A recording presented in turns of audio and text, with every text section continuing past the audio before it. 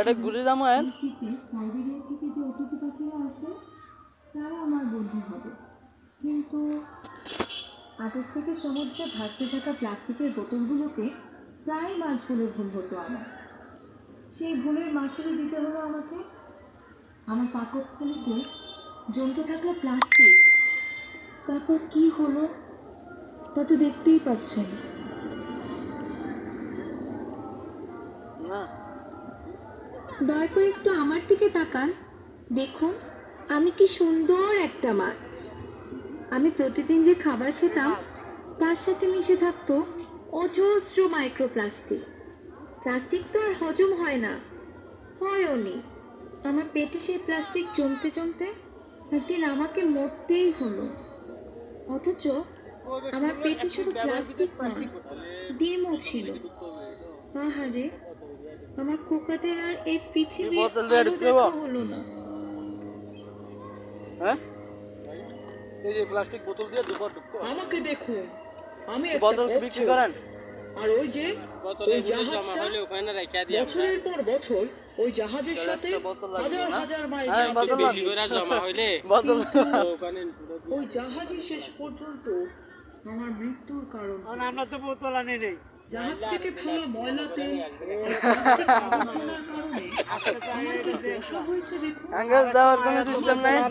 হয়ে গেছে। আজকে তো এটা দেখলাম, এটা তো ফার্স্ট পাইলাম, পুরো পরিবার দেখছেন এখন এটা তো প্লাস্টিকের প্রথম কারণে দেখলাম। আজ দেখে নাই করতে পারবেন না, একদিন আসার সময় বোতল নিয়ে আমু, নিয়ে আসবেন। এটা করতে পারি। এটা করেন। সবখানে শুধু প্লাস্টিক আর প্লাস্টিক। একদিন আসার সময় একটা মনে করে নিয়ে আসবেন। ঠিক আছে ইনশাআল্লাহ। আপনারা যারা মানুষ, আপনারা সচেতন না বলে তৈরি হয়েছে এই প্লাস্টিক সমুদ্র। আর এই প্লাস্টিক দূষণ শুরু হয় আপনাদের বাসাবাড়ি থেকে, সমুদ্রে চলতে থাকা জাহাজ থেকে। জানেন, প্রতি বছর 14 মিলিয়ন টনেরও বেশি প্লাস্টিক সমুদ্রে জমা হচ্ছে।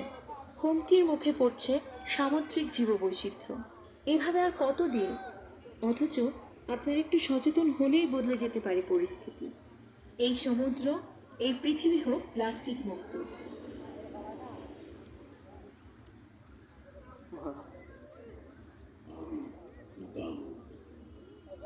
তোমরাই আমাদের সৃষ্টি করেছ যত্রতত্র প্লাস্টিক দিয়ে।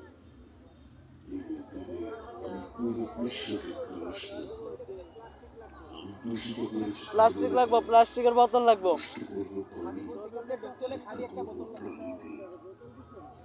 সর না, আমরা সকালে পাবে না আমার অভিশাপ থেকে।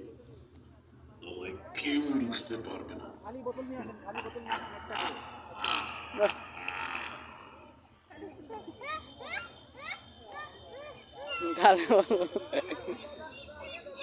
এই যে, এদিকে আসুন, এই দিকে দেখুন। আমি একটা গান চিল।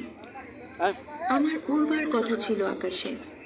কথা ছিল এই শীতে সাইবেরিয়া থেকে যে অতিথি পাখিরা আসবে তারা আমার বন্ধু হবে, কিন্তু আকাশ থেকে সমুদ্রে ভাসতে থাকা প্লাস্টিকের বোতলগুলোকে প্রায় মাছগুলো ভুল হতো আমার। বান এটা সেই ভুলের লাগানো মাসুল হলো আমাকে। আমার পাকস্থলীতে জমতে থাকলো প্লাস্টিক। তারপর কি হলো তা তো দেখতেই পাচ্ছেন।